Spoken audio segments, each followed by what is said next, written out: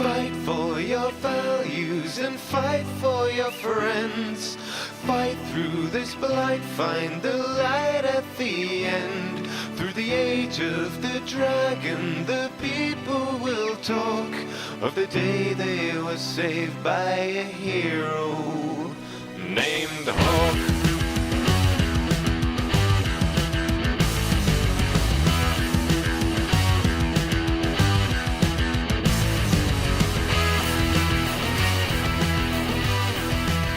You're listening to Reignite, a podcast about how sometimes we have to try and make a boring quest sound interesting.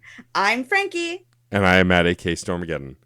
Our dear friend Hubert is back with news on who has been raiding our shipments from the Bone Pit. He brings us a man from Lothering named Sabine. After some questioning and the appearance of a consultant from the coterie, Sabine reveals that there will be an ambush that night. We arrive too late to save our guards, but we can at least take out their attackers. Once the dust has settled, Lily, the coterie consultant, points out that she knows one of the dead men, and that he works for a man in the coterie named Brecker. She tells us to meet her in Darktown to get an update. But when we arrive, she is already dead, and the coterie is looking for someone else to blame. After that, we confront Brecker, and everything is fine with the mines for now. Except for the spiders, the revenant, and the broken pickaxes, of course. Yay, so exciting. Yeah, all right, I'm gonna be upfront with you, listener. This quest sucks. It's boring. It's narratively dissonant. It's a terrible quest. I could have lived my entire life without having done this. That being said, we are devoted to our nitpickery, and we are dedicated to being thorough, and we will explore as many of these quests as possible, and we will complain when they're boring. I mean, yes, that's also part of our job, I think. Yes. So let's get started with the Hightown Market and talking to Hubert. You make his name sound way fancier than it deserves. Well, that's how my Hawk says it. I know. I like to imagine that Hawk in year one, like refugee Hawk, said Hubert. Yeah. And then upon becoming a noble or like becoming wealthy, started saying Hubert. Okay. Sure. That's my headcanon. That's fine. Before we talk to Hubert, I'm curious, did you choose to go in as a partner with him on the mine? Yes, I did. I do wonder if this quest is only available to you if you go in as a partner. Oh, I don't know. Because this is him reaching out to you as a partner to help save the mine and stop the nonsense. And so I am curious, if you don't go in as a partner, which you don't have to, does this quest even happen? I don't know off the top of my head. I feel like there's no reason for it to not happen because he's just hiring you again to solve a problem for him. Right. My guess is some of the dialogue changes, but otherwise the mission is the same. Yeah, I would think that maybe he doesn't even trouble you with Sabine. He just sends you to like protect the shipments or something. Yeah, it's possible. But I don't know offhand. If you, listener, have played this through without being a partner in the mine, write us in. Tell us what happened. All right. So let's talk to Hubert. We find out that there's been raids happening on shipments from the Bone Pit for a year, and one of the miners has been leaking information. Sabine claims to be from Ferelden, specifically Lothering, and to know Hawk and Hawk's family since they were little kids. Hubert wants to question Sabine about who is behind the theft, so Hawk says, bring him to my estate, because, that's not suspicious or anything at all. I mean, I think, one, this city is less concerned with overt suspicious activity, a lot of stuff you can get away with. But also, I think from Hawk's perspective, it's a safe place because he controls what goes on in his home. He can't necessarily control what would go on in a random warehouse or anything like that, whereas at least in his own home, he has some level of control. I guess that's fair. If I'm going to be questioning someone that I might have to bully, I don't think I want that taking place in my home. Right. And I guess from my perspective, my Hawk doesn't want to bully anyone. They just want to try and get out the information, kill them with kindness kind of a thing. And I don't want to risk there being other thugs or other people who mean Yeah. to do harm. Ideally, that is what would happen. But I I think that I might be a little bit more of a realist Legit. than you in this situation That's of fair. like I might have to be mean. I might have to put on my teacher voice because that's as mean as I get. Uh, also, I am full of rage, so I do have an expectation that I might want to be a little angry about someone who is disrupting my day with their bullshit. That being said, Hawk has Hubert bring Sabine to their estate, and I would like to punch Hubert in the face. Yes, because Hubert, within minutes, resorts to violence and smacks Sabine, and my character immediately reacts, and I assume you say the same, that there's no need for violence. No need for violence. Like, come on, man. It barely started. Like, if he gave you violence first, then yes, hit him in the face. But no, he didn't. Yeah, and then Hubert like spouts some more stuff and then spits on him, and I'm like, really? Yeah, I That's hate enough. Hubert. Hubert is a shithead. Yeah, I'm not a fan either. But Sabine is rather nice. He explains, like, I knew you when you were a little kid. I knew your mom. I knew your dad. Like, make her rest his soul. You know, life here is much harder than it was in Ferelden. You know, back in Ferelden, I had, like, comfort. I had land. I wasn't wealthy by any means, but I could at least take care of my family. Here, I can't even do that. And he explains to us further that he did leak information, but not out of malice. He did it because he wanted to be able to provide for his family. And the reason why he doesn't want to talk is because, like, I don't want to be killed, and I also don't want to go to prison because in both of those scenarios, my family suffers. Yeah. And he says that he won't do it again. He wants a way to protect his family and provide for them. And he thought this might be the least harmful way to do so. Mm-hmm. So you and I both veered towards protecting Sabine. Did you choose, like, can you at least pay back like what you've lost the company, or did you go straight for I'll protect you, don't worry about it? So I think there's an option where you can like basically offer to give him some financial assistance to protect Oh, I him and his didn't family. see that. I think that's what the option felt like to me. Like I'll sweeten the pot was the option. Oh, Yeah, I didn't see that. It was like a green leaf option, like you get those options sometimes to the left side, and it was I'll sweeten the pot, and then you can offer him some protections and help his family get back on their feet, so he doesn't have to worry. I didn't get that. Maybe I haven't been diplomatic enough to ensure it. Maybe that's probably true. Because my special one was, can you pay Hubert back? Yeah, I didn't get that option at all. Interesting. Well, I didn't even take that option. I took like, I'll get you out of this, I promise. Yeah, and mine ends up resulting in the same, but it also allows Sabine to like not have to do any more dirty work like this. It Yeah. puts him in a better position. Yeah. So Hubert comes back. He has a woman with him who is clearly from the coterie.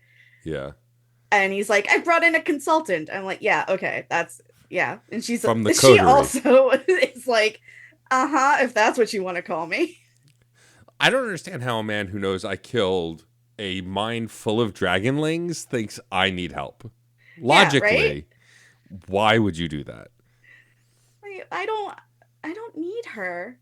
Like, I think she's cool, but I don't need her. Girl boss, girl bossing. Love to She's got see a bit of an women in attitude thievery. problem, but like she's fine. I love to see women in thievery. Yes.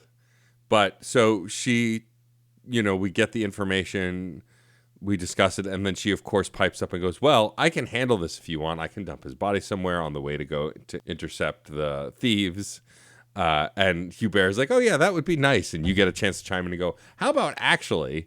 And we get to like lay out, well, actually, if you let him go, it's a sign of mercy. And not only that, but we know that your workers aren't always on your side, but this would show your care for the other workers and your kindness and might bring morale up. I fucking lied. I was like, We can't kill him. It's not Sabine's fault. They threatened his family, Hubert. His family. They threatened Oh, to kill his dog. You know how we Fereldans feel about our dogs. wow. I can't believe it's such different options. That's incredible. And Hubert is like, well, okay then. Yeah, it's funny because mine was like the financial option. Like I was going to boost it. I also then went the financial option of think of the money, Hubert. Think of all the money that you could get from higher morale and more work. Yeah. Morale. No, instead I lied through my teeth and was like, Sabine is a victim. I mean, if I were to pinpoint exact moments that represent both of our hawks, this might be it. This might be it, yeah. Well, honestly, Sabine is a victim. He's a victim of the system, and that's not his fault. I mean, that's true because, fuck capitalism. This is true. So after we get Sabine released, we are off to somewhere outside Kirkwall, somewhere along the Wounded Coast, but we're too late.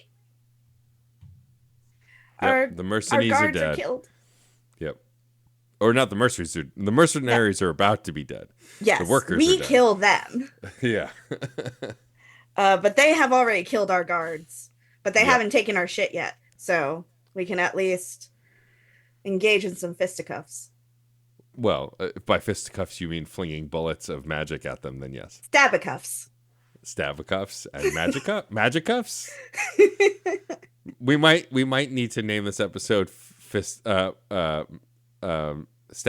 and Magicuffs or Magicuffs. Anyway, I actually would like a t-shirt that says Stabicuffs and it's 2 daggers. there's 2 daggers that kind Like- of look like bladed fist daggers. Yes. Yeah, which might like be fists that have like a point coming out of them. I'm sure somebody can make that image come to life. But yes, after we slaughter all of them, Lily points out, oh, hey, I know that guy. Like, oh, hey, I recognize him. He's from Drinks on Tuesday. I've seen him at the bar being a shithead because he works for a different shithead. So we find out that this dude works for Brecker, who is also a member of the Coterie. And we also find out the Coterie is not supposed to bother your operation because Hubert is timely with his payments. He's in good standing. So the Coterie is supposed to leave you guys alone. So Brecker sending his men after you, it's just a kick to the teeth for the Coterie. Yeah. So Lily just goes, I'm going to go investigate. Peace. Yeah. And also, it sounds like from Lily's conversation that Brecker is often up to some shady shit, but usually it's shady shit within the Coterie's like rules, whereas this feels more outside it. Like she didn't seem super surprised that it was one of Brecker's men when we spoke to her. Yeah. So I chose let's pay Brecker a social call, and Lily said that she needed to lean on someone. Yep, and so she goes off first, and we head to Darktown to meet her later. Oh, Lily is dead. Yeah, unfortunately, by the time we arrive, Lily's dead, and we are searching her to see if there are any clues, just as another member of the Coterie with a lot of guards and mercenaries shows up. So that doesn't look great for us. No, but because we're so charming and smart and honest, we can explain, actually, we had nothing to do with this. She was dead when we arrived, but it was probably Brecker because he's been up to some shit. And the other Coterie member says that, does the classic, well, if you're lying, I'm going to come back and make you suffer, but I'm going to go investigate Brecker first. Yeah, but here's the thing that annoys me. Because nowhere in this conversation does anybody say, or do you find anything to indicate where Brecker's hideout is? Correct. However, once the conversation is done, it pops up on your map. Yep. So, my question, what the fuck? I mean, that's just video game nonsense, I think. My guess is Lily had some kind of note or something on her of the location of it, just in case, but the actual explanation is gaps in video game programming, I think. I mean, that's more what I'm going towards. As we know, Dragon Age 2 went through some developmental issues. A lot of things fell by the wayside, left on the cutting room floor, etc., etc. Cliche. And I think this might be one of those things. Like it just feels like there's a scene missing. It feels like there is some connecting piece that we did not receive. Yes, it's totally possible. I mean, also, we put a lot of weight into the narrative of these games, and this could just be video game logic for the sake of it because they need to get you to the next thing, and might not have been something missing as more as it wasn't considered an oversight because it gets the player where they need to go. Yeah, I don't like it. That's legit. Like, why the fuck do I know this? Who told me where to find this? You're super smart. You know everything. I just think it's bullshit. Anyway, we get there, we kill some people, we find Brecker, and he, first of all, is rude. I mean, always. He calls us a lice-covered refugee. And he's just, his whole motivation for doing this also annoys me, is just, fuck you, people from Ferelden. Yeah, basically, once he said the first sentence, which included like 2 slurs against Fereldans, I said, well, now you're going to die. And then I killed them all. It just, I feel like this little mini plot is just really badly written. Yes. Like, his whole motivation, like I said, hinges on, meh, Ferelden refugees have money, they have a job. Meh. Yeah, I mean, again, I think because I encountered less of Brecker's back and forth because I decided to kill him after his first sentence. It didn't seem poorly written as much as just poorly structured, the whole mission. Yeah, I did not like the entire thing. I don't feel like it benefited the game in any way. I don't think it added anything to Hawk's understanding of the world. It didn't give the player any further details. It was a nothing. It was a nothing plot line. Yeah, it felt like a non-entity. It felt like a side quest for the sake of side quests, which a lot of RPGs have, but we have seen much better in this game, so it's easy to pick out the disappointments when we see them. So this one is a fail, in my opinion. Because that's it on Brecker. Once we kill him, we get absolutely no further resolution on him. Nope, and then we just go back to Hubert and tell him that it's been handled. Yeah, and like, what about the coterie? Did they discover that Brecker was linked to Lily's murder? Like, it feels like it could have been ever so slightly more fleshed out and Yeah. would have been much more satisfying if they just spent a day working Yeah. on it a little further. Yeah, I mean, there's definitely more narrative threads to pull here, and I honestly can't remember if they pull any of them, but I it don't does think they feel do. it feels incomplete here. Yeah. Like, we don't have to solve Lily's murder. We don't need to like get it out of Brecker that he killed Lily. Yeah. Like, come on. It just yeah, and that's it. And then Hubert says to you, by the way, you should visit the bone pit and keep our workers happy. You're really good at that.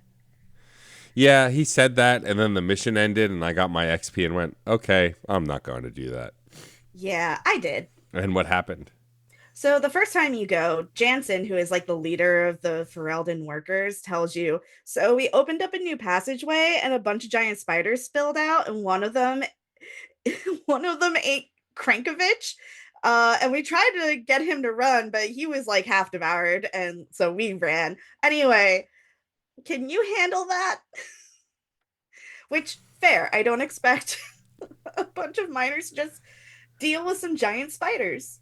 That's not... Yeah, but also if I heard that a mining job could mean I would encounter random giant spiders, I would quit that job so fast. Yes. Like, which is why I think it's valid that they stopped working, is what I'm saying. Like, I don't expect you guys to have to deal with this. You should not have to deal with this. This is my job. I will handle it. But also, I am so sick of giant spiders in fantasy. Come up with a new enemy. Yeah. I am so done with them. I hate that when you kill them, they die like actual spiders. They roll over on their backs and their little legs curl up. I hate it. It creeps me out. It gives me the ick. I really don't like it.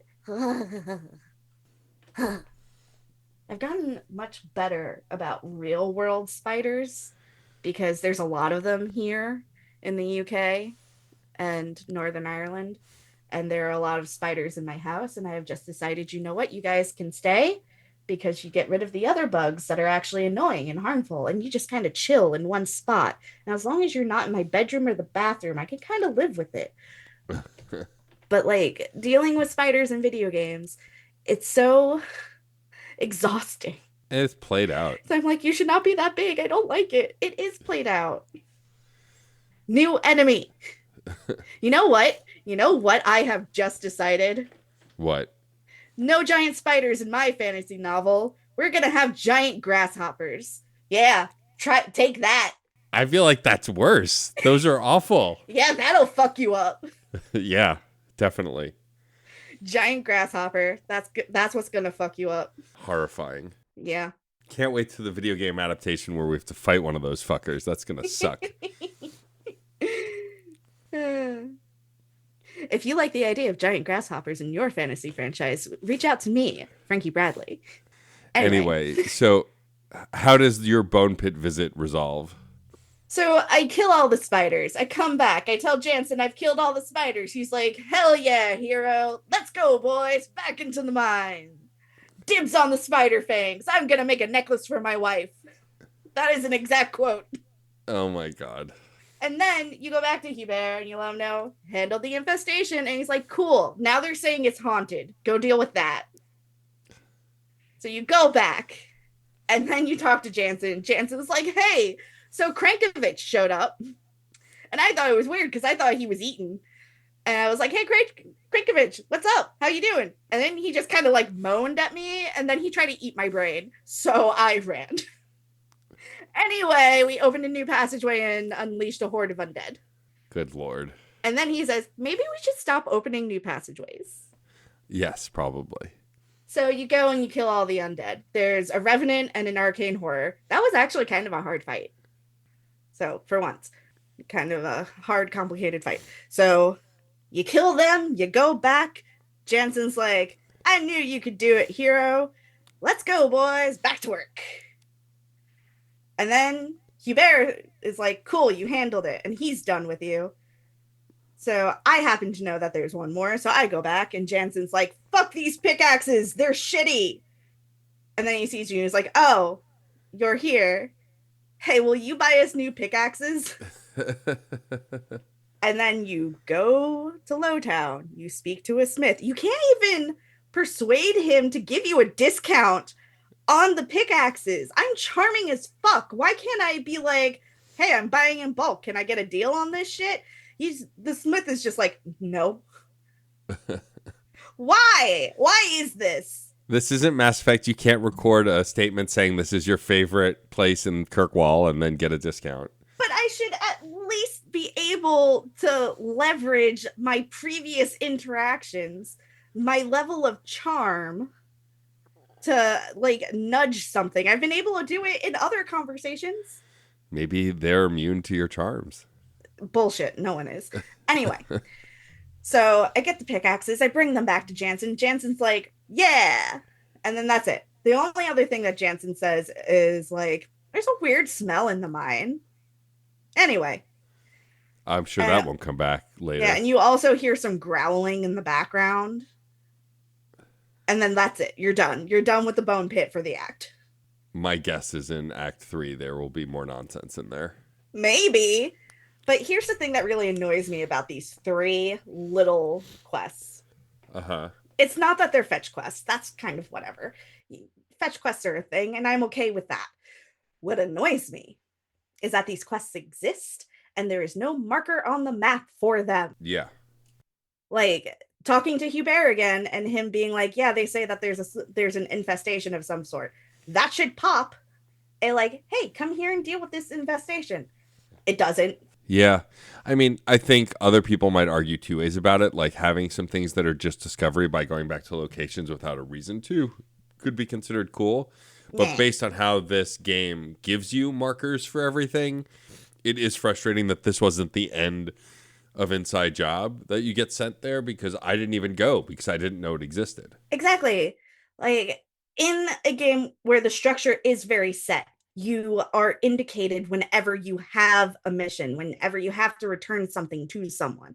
Like, I I pick up a knuckle bone out somewhere in the field and I automatically know that it has to be returned to Wentworth II, but you can't tell me that the bone pit has a quest for me. Yeah.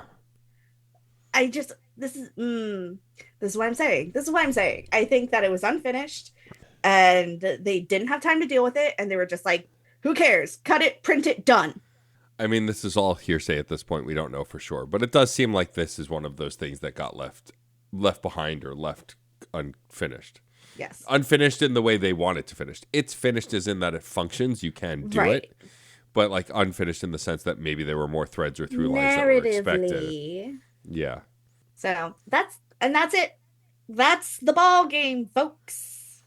We've got a shorty one this time, but I'm sure much to Callie's excitement, there was no more dragonlings to kill, as Callie voiced in the Discord that they didn't want to kill more dragonlings.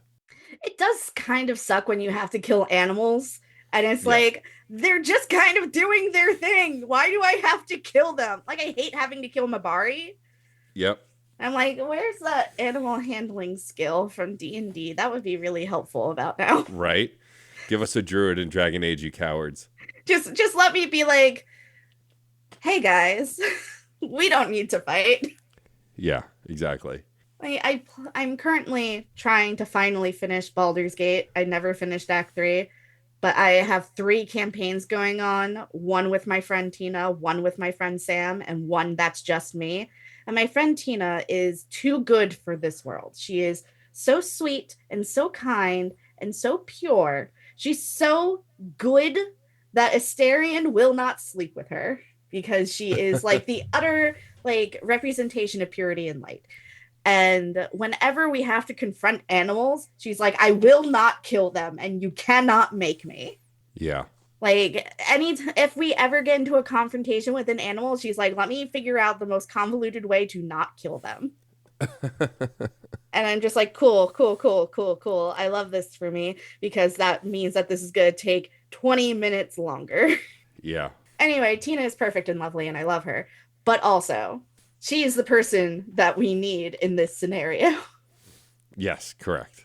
She'll figure out a way to not have to kill the dragonlings. But yeah. All right. Well, shall we move on to fan mail? Yeah. The precursor to Phantom Corner. Yeah. So wait. What? Let me do it. Fine. A refugee brought me a letter and a request to record and send to you a reading of it. A bit convoluted, but the extra practice will not hurt me. And here is the audio from Callie. A letter from an archivist Callias, Kirkwall Public Library, for the hosts of Kirkwall's only true crime podcast.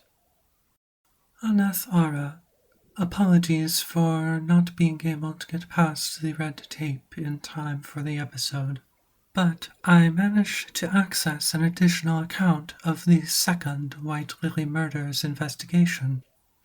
I cannot be sure of the accuracy of this record any more than the others, but I hope it will still be interesting.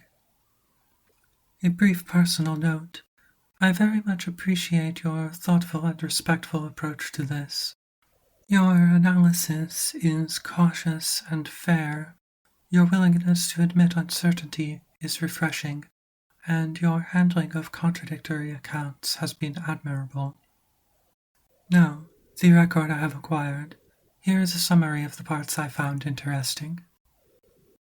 These notes state that Hawk refused to let Aveline simply give this investigation to them and avoid it herself, and insisted that she join them.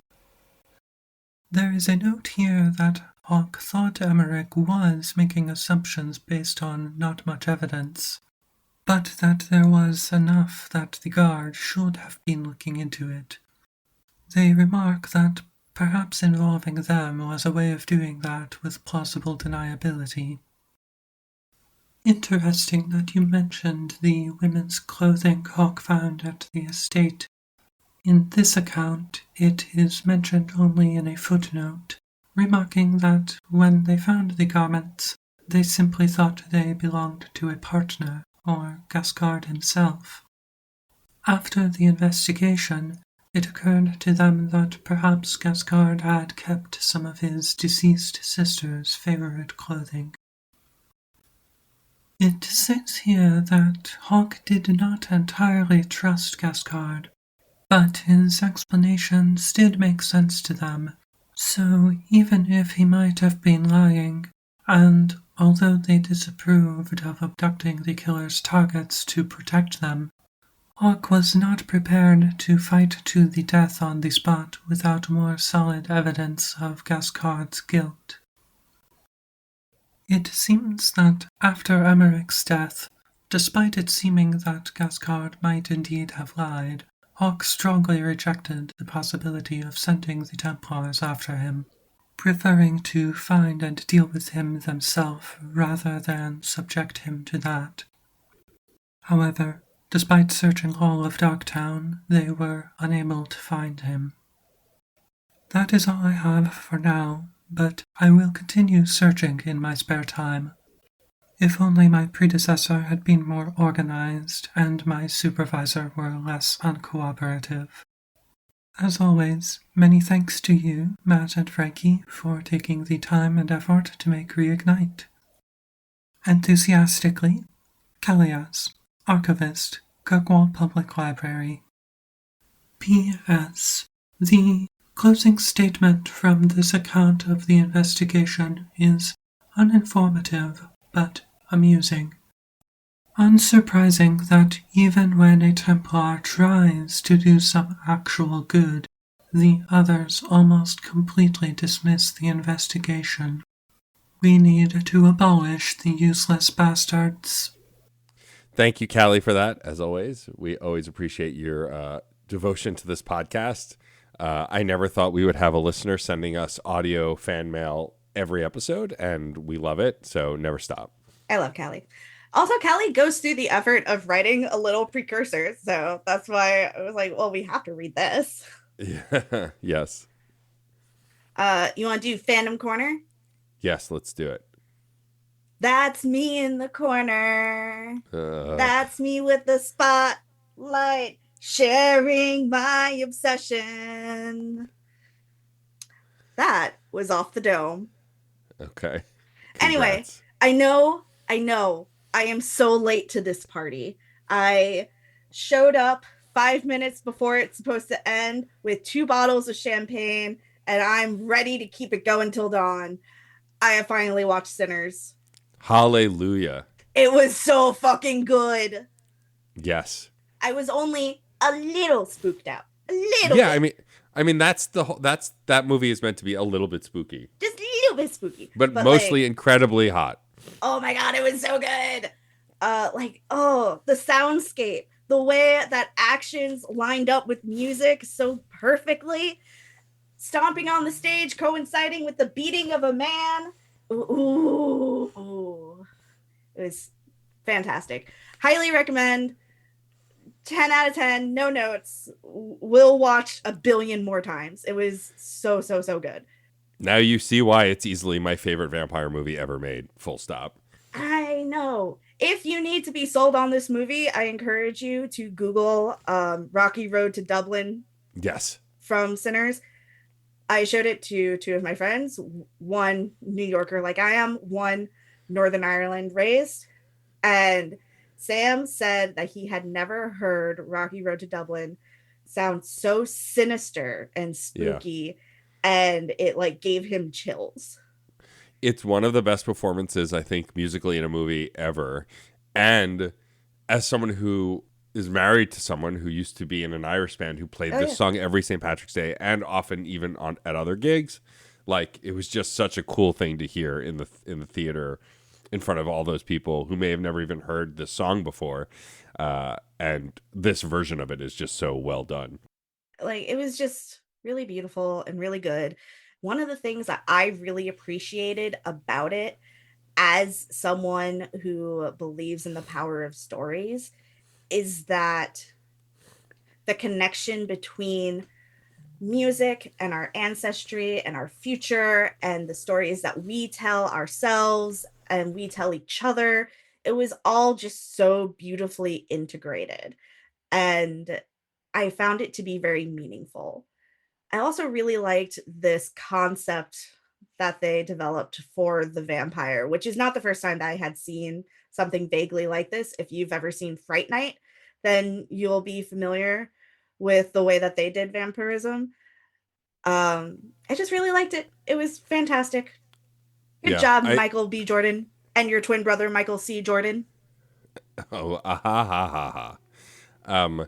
Yeah. Also, the young singer who like is the central figure of the spell that brings these vampires. I can't remember the actor's Sammy. name. Well, the character's name is Sammy. The character's name is Sammy, but that actor is also an incredible, talented singer. On YouTube, you can find some like bonus songs that he sang. He's got a bunch of stuff on the soundtrack. Like just one of the most talented and beautiful voices I think I've heard, especially doing blues and that kind of stuff Yeah. in a long, long time. Like just phenomenal. That hugely deep voice, like it bellows in a way that I've not heard in a long time. It was incredible. Yeah, he was fantastic. And spoiler, but I'm going to try to not give it away, but because Matt has already seen it, that after credit scene I thought was equally sweet and fucked up. Yes, agreed. Completely. And I was like, how can you make me go and at the same time? yeah, also the actor is who played Sammy's name is Miles Caton, Caton, Miles Caton. Incredible talent. I hope he shows up in a bunch more stuff. And yeah, what I liked about the vampirism in this one is, vampirism often is like concealed in assault and other things, manipulative stuff that can feel really gross. Mm-hmm. But because it was spread to partners, it was pulled through this idea of family and togetherness. Yes. It's still That's what I was talking about with Fright Night. Yeah, it's like most of the characters, when most of the vampirism happens through the act of sex, but it's with people that these characters love, and so there's this already intimate connection before that kind of taking happens. And so it makes it more about passion and love and connectiveness than assaulting someone and hypnotizing them into loving you, right? Like a Nosferatu or something. It still has some squicky stuff, but like I think it's more cohesive in an understandable way that makes sense to lead to this community of vampires. Yeah. I was very, very into it. And I didn't get a chance to like spill all my feelings about it because the friend who watched it with me had to leave like immediately. And he was like, oh no, we don't get to talk about it. I was like, it's okay. We will save it. But yes, highly recommend. Matt, what do you have? So I'm recommending a new podcast.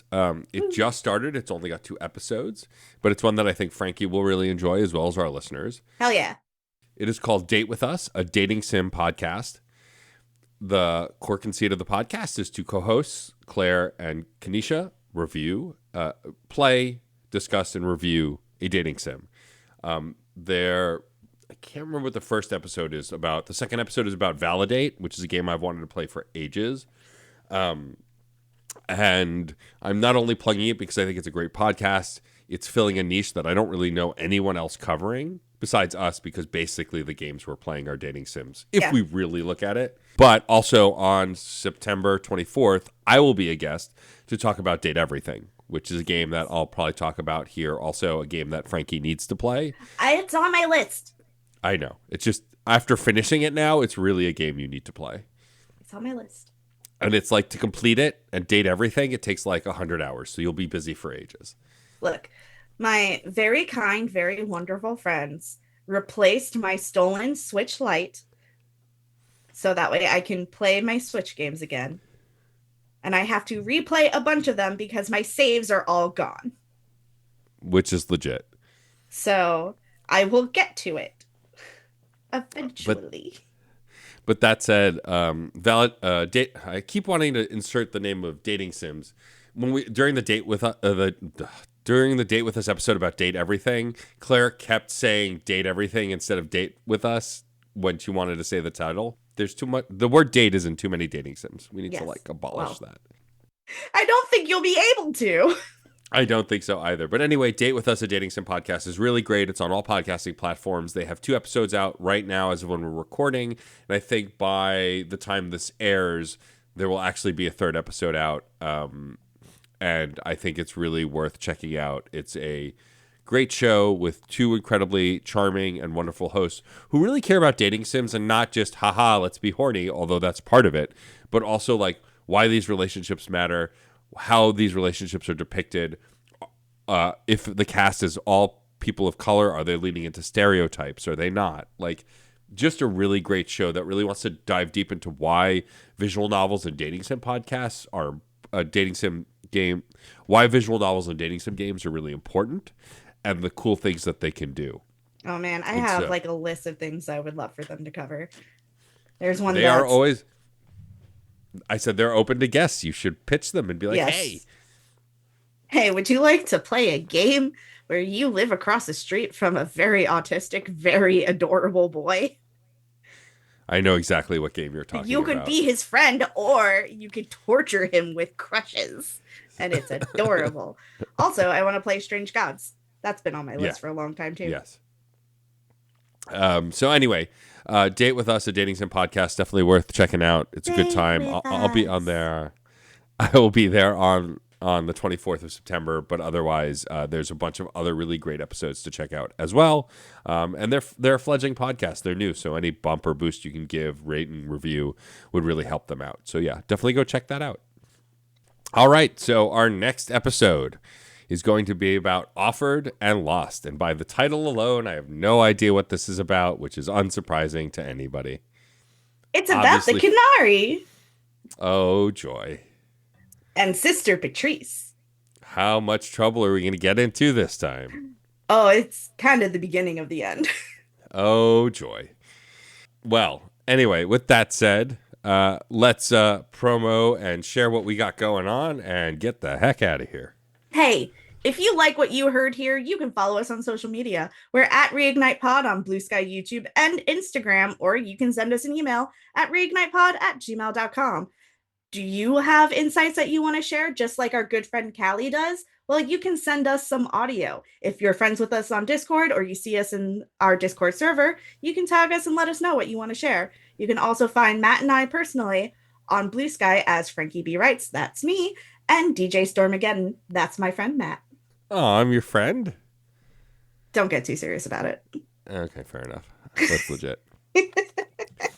Please rate and review on your podcatcher of choice. It helps us combat the mighty algorithm and jump to the top of searches if folks start searching for what we're calling this one, because there's no bones in this one, Inside Job.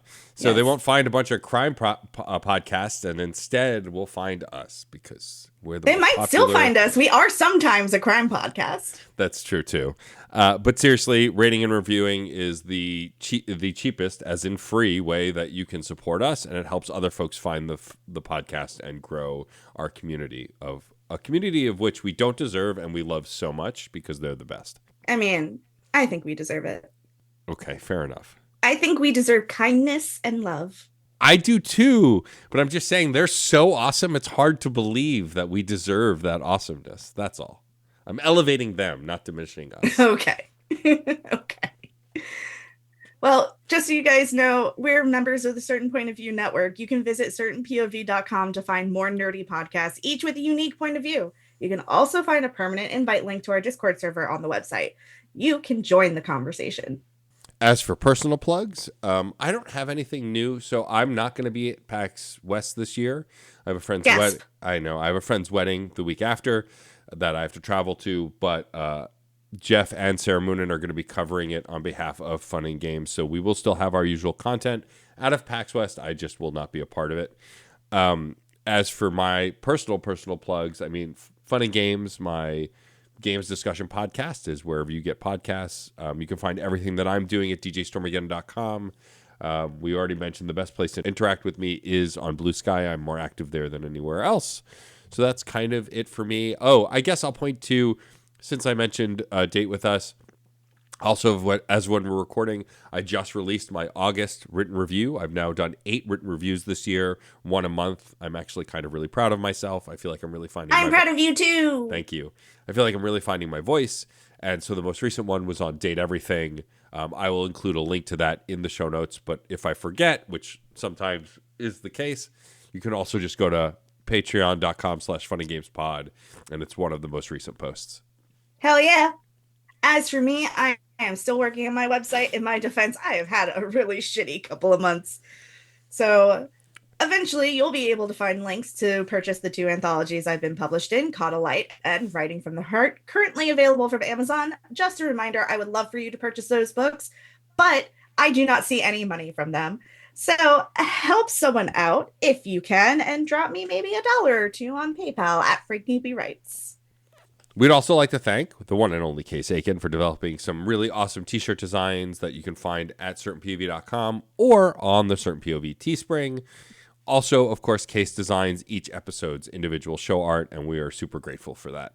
We'd like to thank Miracle of Sound for our theme music. If you're interested in what you heard there, you can check out miracleofsound.net or find Miracle of Sound on YouTube. And of course, thank you to Red Spinks, who designed our Dragon Age inspired logo. To see more of his work, you can go to Chaos Does Art on Instagram. And lastly, thank you for listening. I'm Frankie. And I am at AK Stormageddon. And remember, all Templars are bastards, especially Hubert, who is not even a Templar. Hubert is not a Templar, but he is a bastard. He sucks, is what we're saying. He's the worst. We hate him. Terrible. This is a Hubert hate show. Yes, this is a Hubert hate podcast. All right, let's get out of here. Bye. Fight for your values and fight for your friends. Fight through this fight, find the light at the end. Through the age of the dragon, the people will talk of the day they were saved by a hero named Hawk. Hawk, Hawk, Hawk, Hawk, Hawk.